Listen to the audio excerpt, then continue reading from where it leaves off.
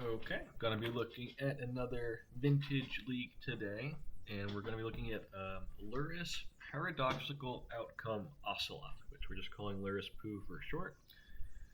Now, there's a few combos in this deck to be aware of, so probably familiar to play any other formats with the Guide of Souls Ocelot Pride combo. Guide of Souls, whenever a creature comes in, you gain a life, and you get an energy. When you have 3 of them or more, you can do it multiple times, a turn. You attack, you pay 3 energy, you put 2+1/+1 counters and a flying counter on a target creature. And then Ocelot Pride has, beginning of your end step, if you gain life this turn, you make a 1/1. Then if you have the City's Blessing, if you have 10 permanents, you make another one. So this goes wide very quickly, and then also can make things big and fly. In a couple of formats, I think Modern, that was a big deal. You can also make energy with the Volatile Stormdrake. So when this one comes into play, you can exchange control of the Drake and the creature an opponent controls. You get 4 energy, which you can use here with the Guide of Souls to make things get.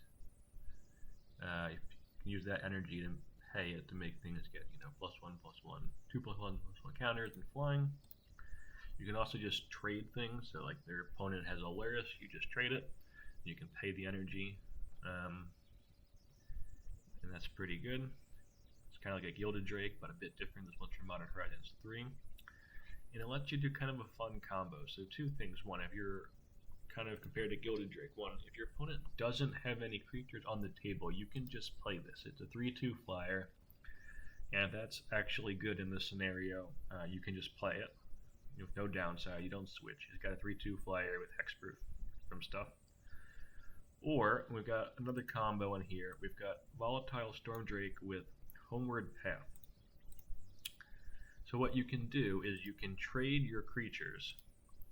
You don't pay the energy. That means the one that you've just gotten, say you took your opponent's Psychic Frog, that just gets sacrificed.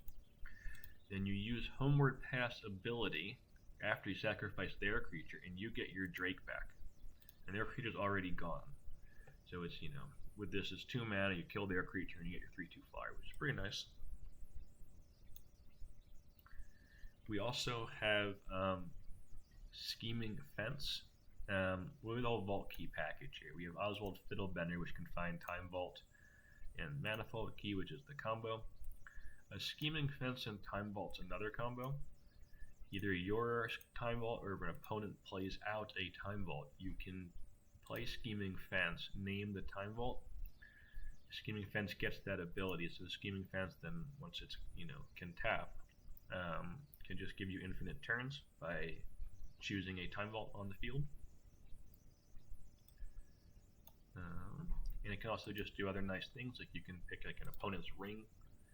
If opponent goes, turn 1 shops Mox Ring, you can name that, or you can name your opponent's Moxum. Lots of stuff you can do. You can always pick it up and rename it with the Paradoxical Outcome. You can also pick up your Drakes after you kill the creature. Homeward Path is back, then you pick it up again, play it again. And then PO can also just pick up all our Moxin, random, 1-drop stuff, and do normal PO things. Okay. Sideboard's pretty standard. Blue-white with, normal lands here. We got a bunch of Moxin to power out PO, power out, stuff. Sideboard's pretty standard too. Just some good cards here. All right, let's get into the league then.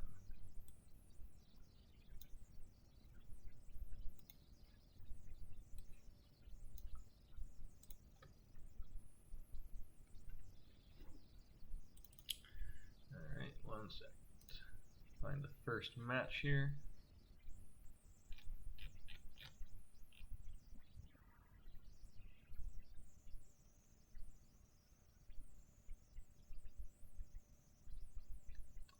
We've got Hulky first up here.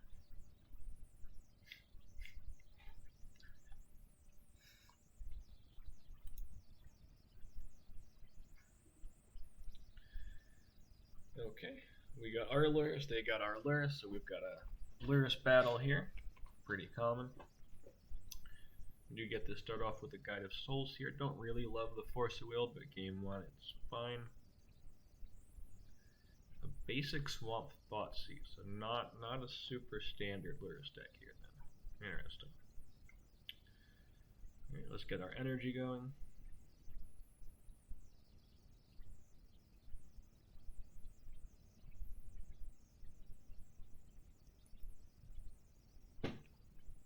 And buy Lurrus next turn.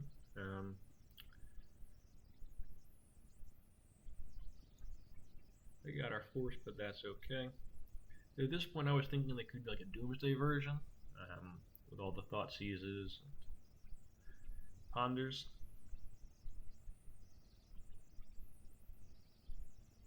Buy our Lurrus. Not that, you know. We can get some more energy here from playing the Lurrus. We get 2 energy. We can put up a pretty reasonable clock here. Now that's going to set us back. And that's a problem.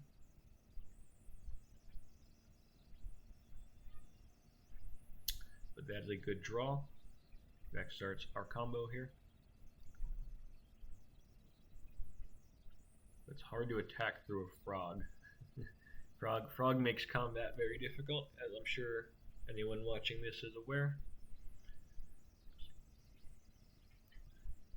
I think there is a case to swing, pump the Guide of Souls, and then force them to pitch. They'd have to pitch multiple cards, and maybe that's worth it.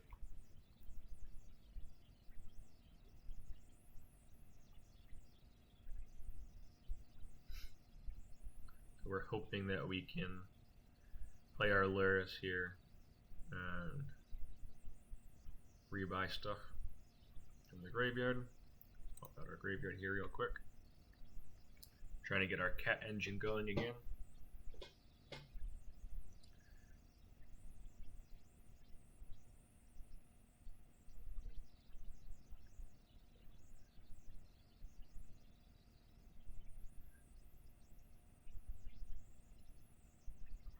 And we have the City's Blessing now.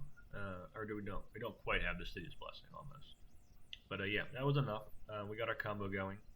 That worked out for the game 2.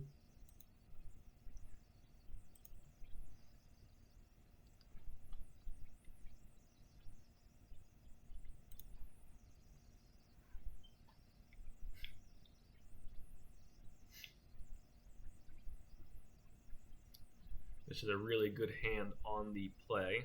On the draw, we don't get to do crazy things on turn 1. I think it's still a keep.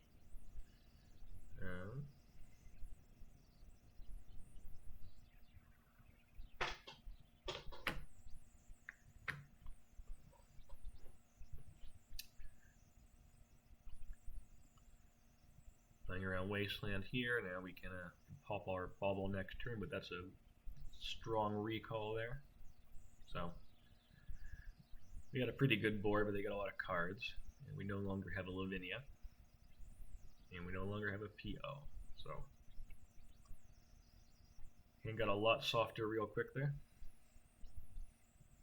Hopefully we can learn Revealed next turn, but if they got an Orc, that's becomes problematic. It's really the only thing we've got going on.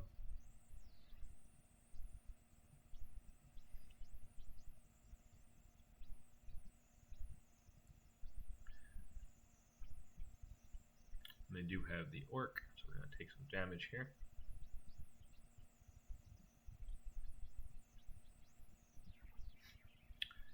The card's pretty strong against us. We need to find a like a Swords or a Drake. We have a bunch of draws in our hand, but very painful to use them.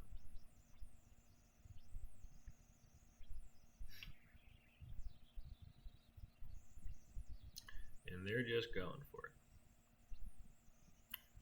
Alright, let's go to game 3.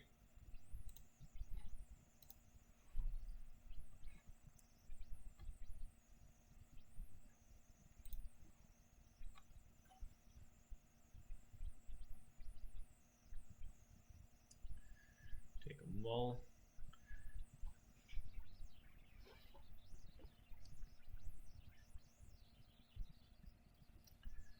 have our Ocelot. We don't have a lot going on here, though. Not the strongest hand in the world. We can find some more lands. We can draw a bunch of cards, which would be good. That is not what we want. But they aren't exactly off to the races here on their start either. We get a cat. I don't think they realized that it was going to trigger just by itself there. So we got our little 1/1 token.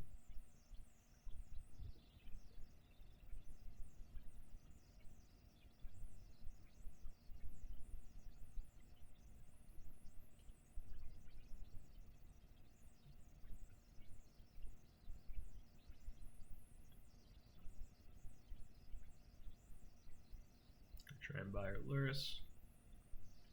Play it and just hope this works.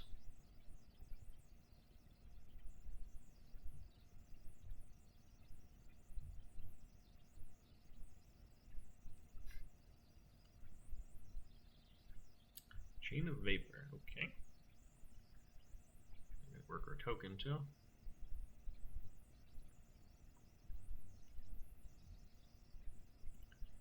And goodbye, lands.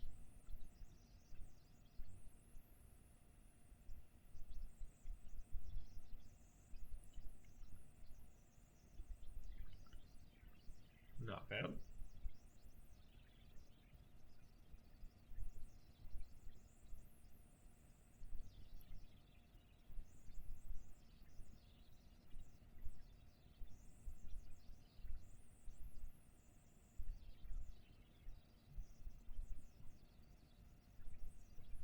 Undo our draws here while we can.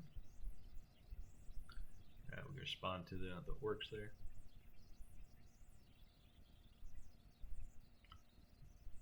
We got some good stuff coming there. They've used a bunch of wastelands and things to keep us off mana here, and they got another one, but then their Lurrus is a little slower than ours now.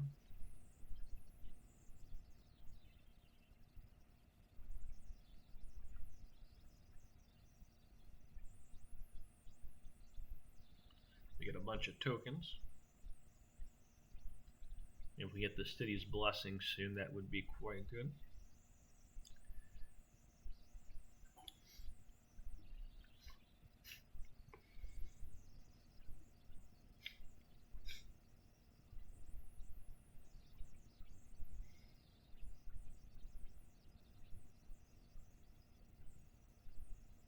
Just gonna take out that Lurrus now while we can. I thought I could get the city's blessing with the crypt or something. I can't, so that was just a bad play. But that's what we're going for here. Now we've got the city's blessing. I was one short there. Now, when the cats make tokens, they get an extra one, which is quite good. I'm just trying to go wide at this point. In retrospect, maybe just throwing away the Lurrus wasn't the best plan, but really want some life gain here, so I think just throwing the normal cats in the way would have been a little better. But I really like all the tokens we got from playing the having both Ocelots at the end of that turn.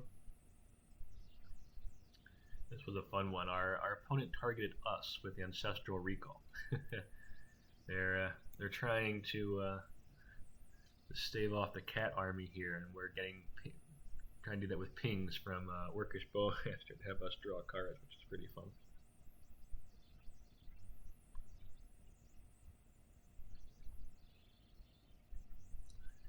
So we get some cards here.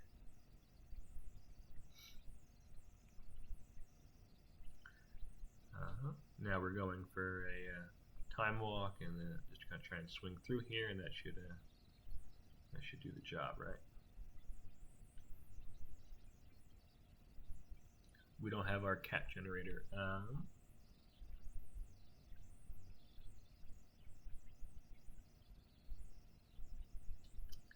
But yeah, worked out. Let's go to match 2.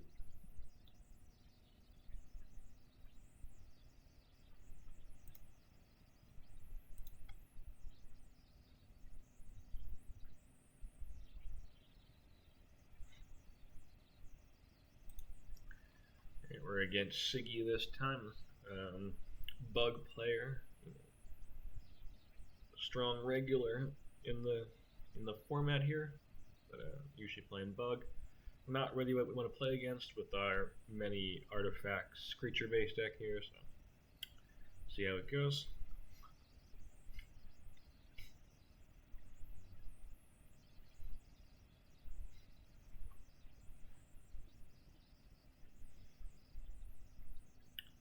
Are we frozen? Why are we frozen?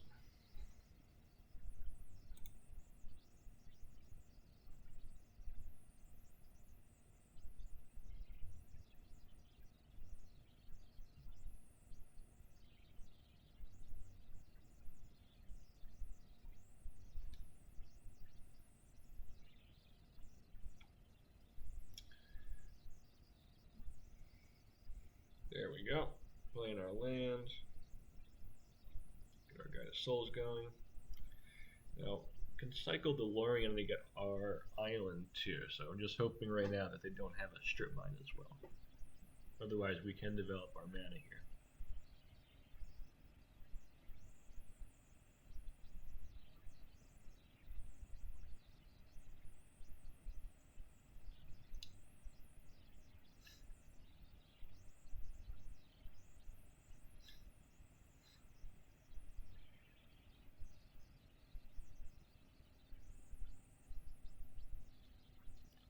We do have a strip mine, that's tough. And the Lotus, okay.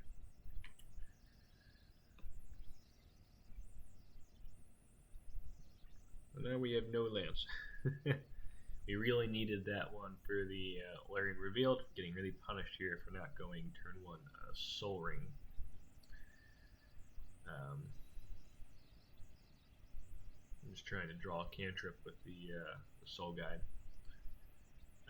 Yeah, I guess I was a bit greedy going for the Guide of Souls, but they really did need that exactly strip mine. But yeah, that was a big punish.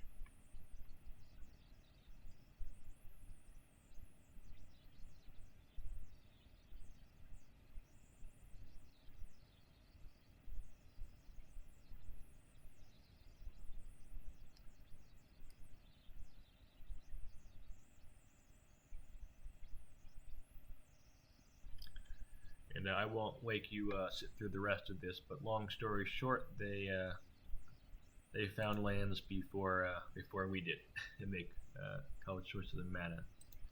Go to game 2. Okay,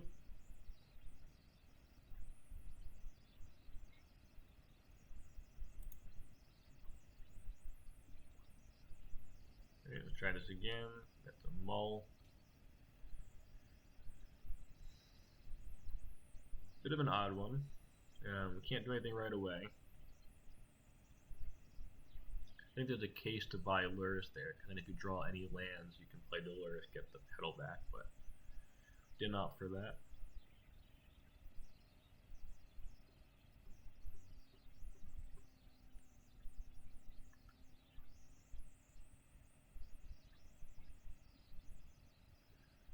That's tough. That's very tough. That was a bit of a blowout there with the Force of Vigor. The Ancestral into the Vigor. Don't think we're really beating that start most of the time, especially on a mull.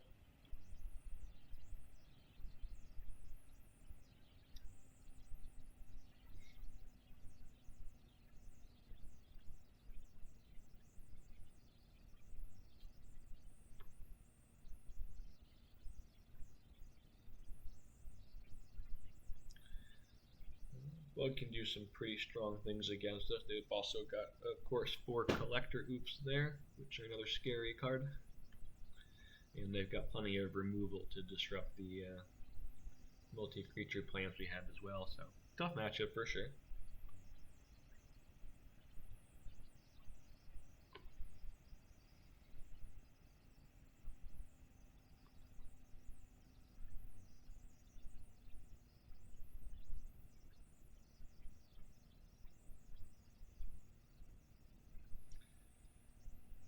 Really have to play out our Guide of Souls. They've got 7 cards, and we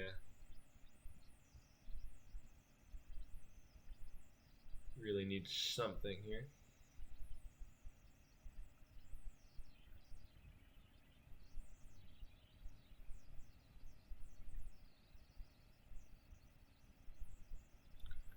Alright, so long story short, they have 7 cards and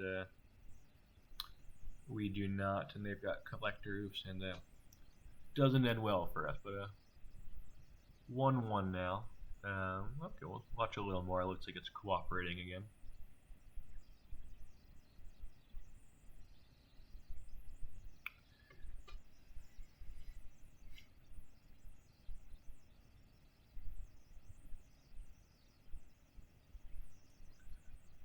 No, we'll just call it there. They got this one.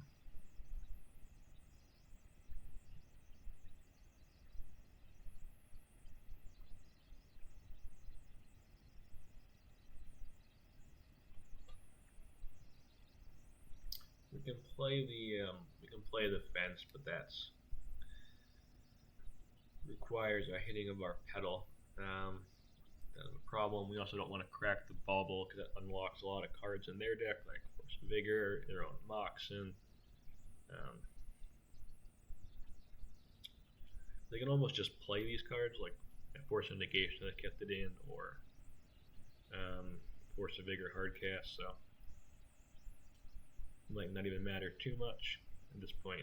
Now we're just completely shields down. We can't use our POs unless we find ways of removing them there. Yeah. 1-1 now. Let's go to match 3.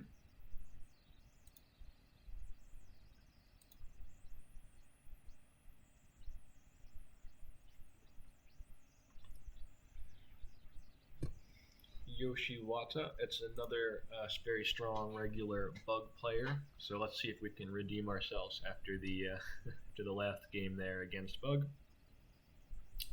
I definitely think we have tools in the matchup. Just did not come together last time for us. So let's see what we can do about that. And that's a tough one. See how they follow that up.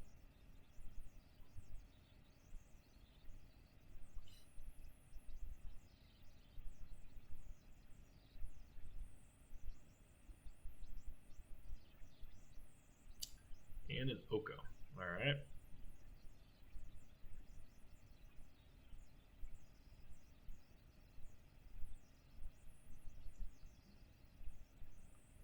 We can scheming fence the Oko. That's kind of our way of getting back into this. So the Oko is shut down. We just have to hope they can't remove it. I did just get an Ancestral Recall. That's a problem, but it's there's not a removable piece on the scheming fence. We have a little bit of time here. Let's try and get that Oko removed as soon as possible. Alright, well, we do have an answer to the Psychic Frog, so let's see.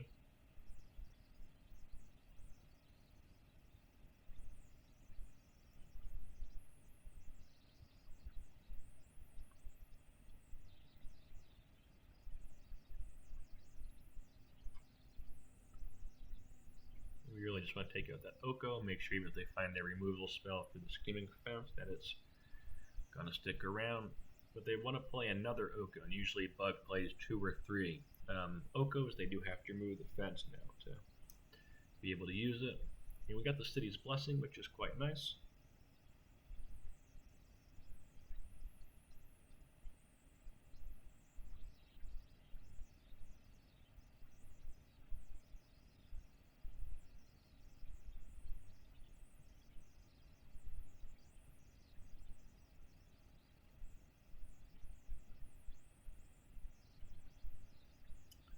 Bug isn't super well equipped to deal with go wide plan. So once we do get our little combo established here and can actually start making a bunch of tokens, we're actually in a pretty good spot at that point.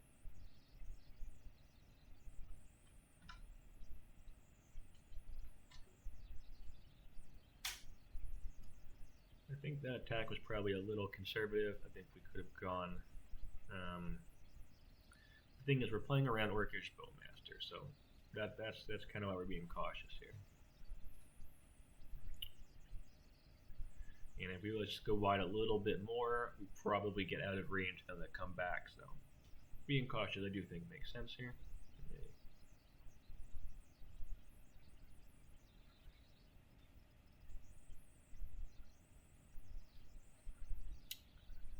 We could have played around that with the, or we could have played around with Lavinia. They would have just responded to it, but yeah.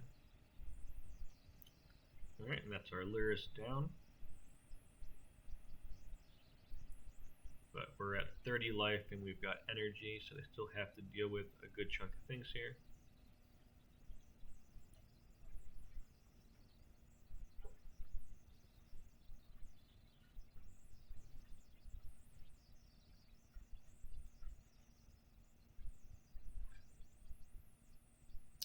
Now we've got 7 energy, so we can activate the activate our Guide of Souls twice here. They do get to ping something down with the orc. They did find an orc.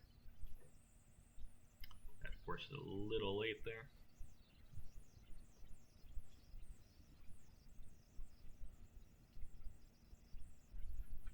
But we're swinging with a 9 power in the air here.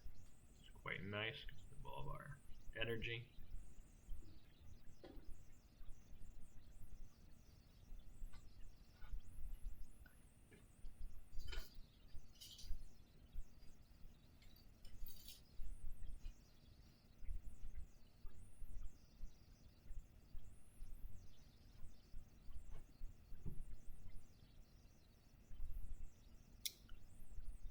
We get to do our little combo here with the volatile Storm Drake and the Homeward Path. We're scooping because we just take the orc, we sack the orc, we use the Homeward Path. That returns the Drake to us with its ability here.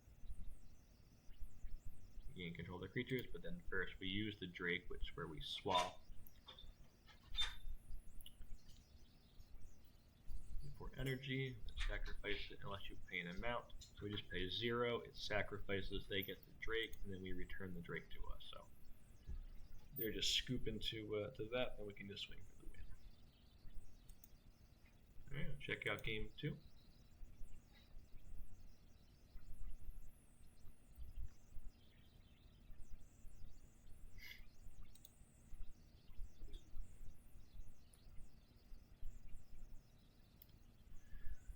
Pretty defensive hand here. A bunch of artifacts.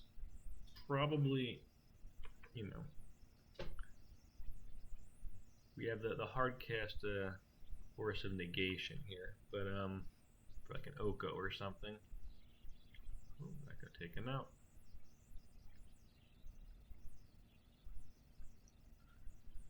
So next turn we can play the Academy, and then we can leave up Force of Negation, which is nice. Knight of Infamy, okay. This one's been popping up in bug, especially Lurrus bug lists recently, and so I guess some other bugs, because Ocelot is not playing Lurrus, but just a way of really trying to get an edge in the Lurrus control and mono white matchups here. And we can't get rid of it with swords. That's the main removal in Esper Lurrus, but we've got Volatile Storm Drake. So we can get rid of Knight of Infamy.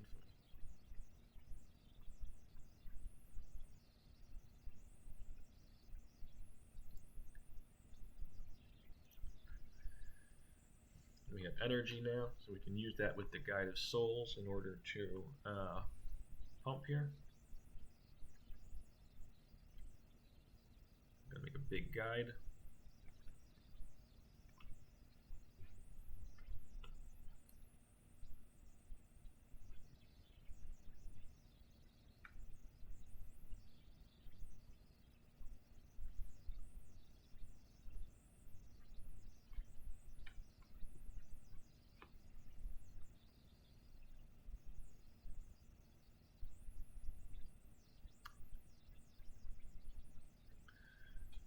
We got an orc, but we don't have a lot of draw at the moment. We're really just trying to tempo them out at this point. So not too worried about the orc. We can bring some stuff back with Lurrus.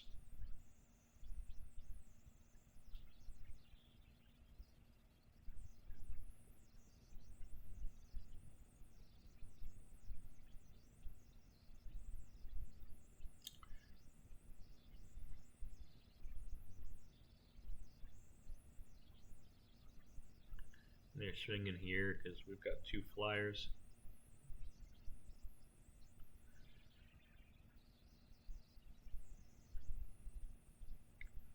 It does let us pitch the forecast, the force of negation now in case they draw something crazy.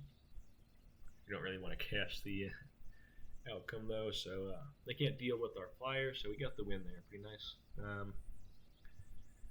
Storm Drake just being a nice 3/2 flyer is pretty good. And also it can't get pinged down by the Orcish Bowmaster here because it's got the hexproof and the activate trigger abilities. Pretty good there. Let's go on to round 4.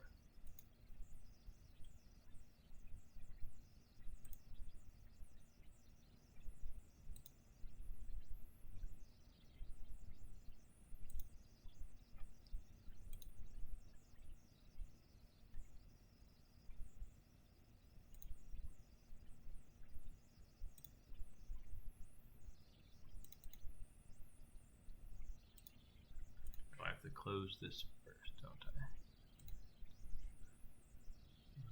Taro.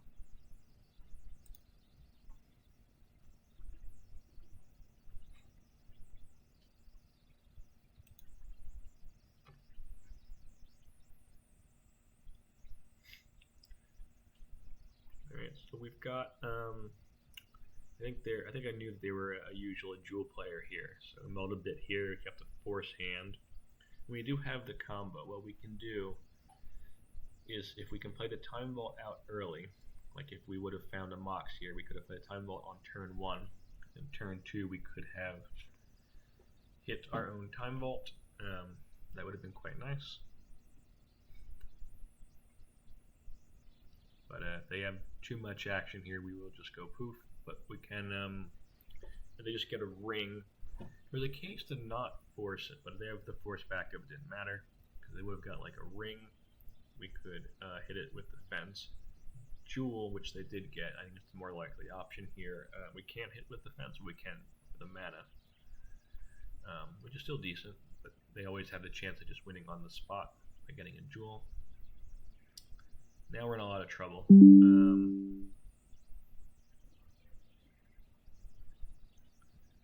In theory, we can win next turn with a Time Vault, but we have to actually get there.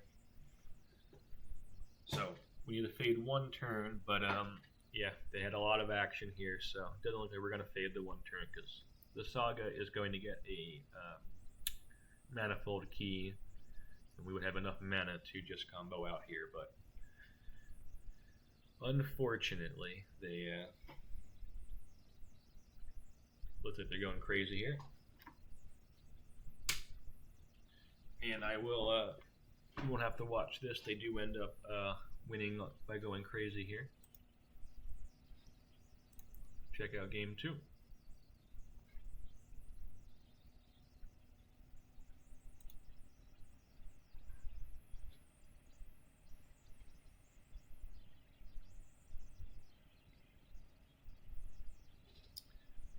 So this is a bit of a risky hand as well. We're really keeping this on the back of hoping turn 2 Lavinia is strong enough. And a lot of times it won't be. But we already mulled 1s to 6. You mull too low, you're just going to lose anyway a lot of the time. So I think there is merit here in trying to risk it with the Lavinia. But if you wanted to mull lower here, I definitely understand that.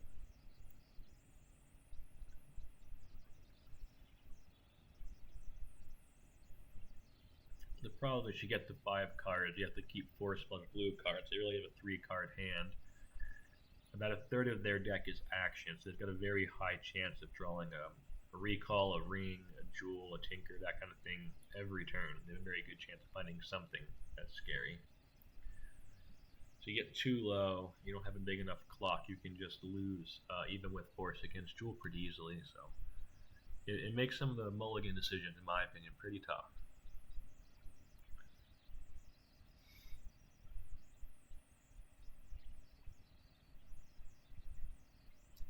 And they've got all these keys and the ring that can keep untapping it, drawing a bunch of cards. And we got the time lock here.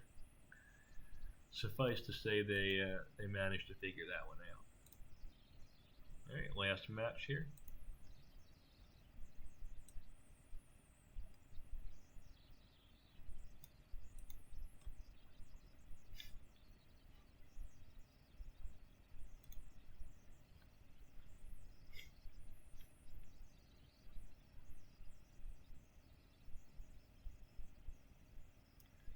Alright, we had some bad luck mulling here, but we do have our combo. We got a fence, so we're not completely dead in the water. We just need our opponent, who's not playing Lurrus, to not have the strongest of starts here. But that's an extremely strong start against us. So we have one draw here, really, and that's just not going to cut it. They're going to get an Atraxa, and that'll be it for us. We don't even get our Guided Souls here. Pretty brutal. Oath is quite strong against us. We do have 4 Containment Priest in the board, which we're going to bring in for game 2. But game 1, we're a bit soft here. We got forces and draws into forces. Lavinia. Yeah, that's. I'm going to call it there. Go to game 2 now.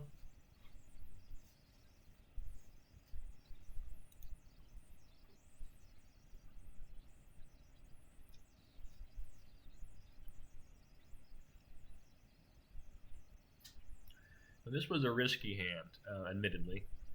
I was having a tough time figuring out whether to keep this one. So obviously if we draw another land here, it can be pretty strong. If we don't draw a land, we will just die. Or any mana source can be a Mox. Got a bunch of forces for their stuff, but we really have to land Priest and Lavinia here. The strip mine really hurts too, because that means that once we start fetching, we're definitely going to lose a land, even if we get another basic and a fetch. Just forcing there, because we're going to have to discard if we didn't find stuff anyway.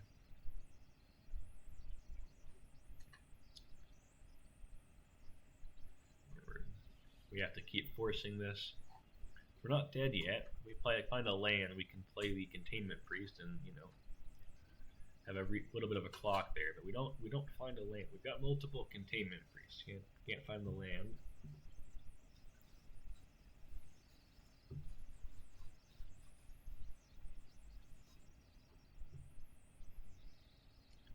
And then they got an Oko, so that's a problem for us.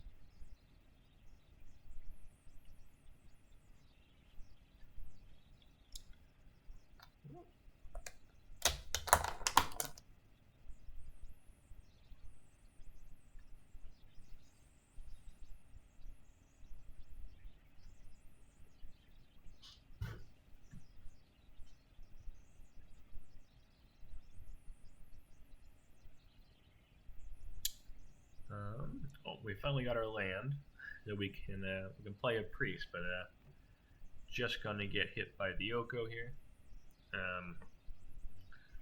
So we're in trouble, but we can survive one turn.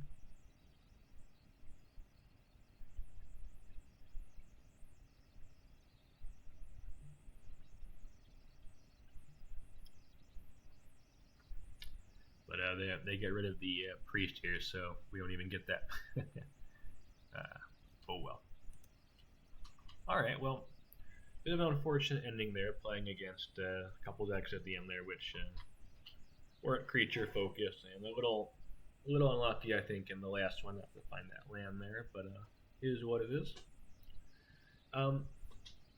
So reasonable finish, like medium. If you didn't watch match 3, I recommend that one. I think match 3 really showed, you know, what the deck can do. I tried one more league with this deck afterwards. It was still very medium. I think that is really where the deck sits. It's okay. I think there's ways to improve it.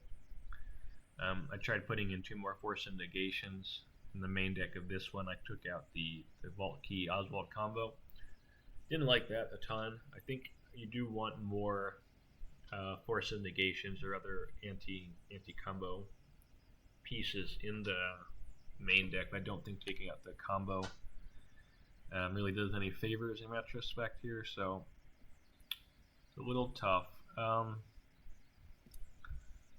I think potentially moving the Drakes, or at least some of the Drakes, to the sideboard is another way of going. And then the other option would be just keeping the Drakes. They're blue. They have the nice little combo here. They don't need this. You could remove the Guide of Souls and the Ocelot Pride. Play stronger stuff in here, but keep the Drake combo, which is reasonably strong. So different things you can do. I'll probably revisit this one at some point. But yeah, hope you enjoyed. Yeah, I think that again, match 3. If you didn't watch that one, I think is the one to look at against. Who did we play in match 3? We played Yoshiwata, so that's my pick. All right, thank you.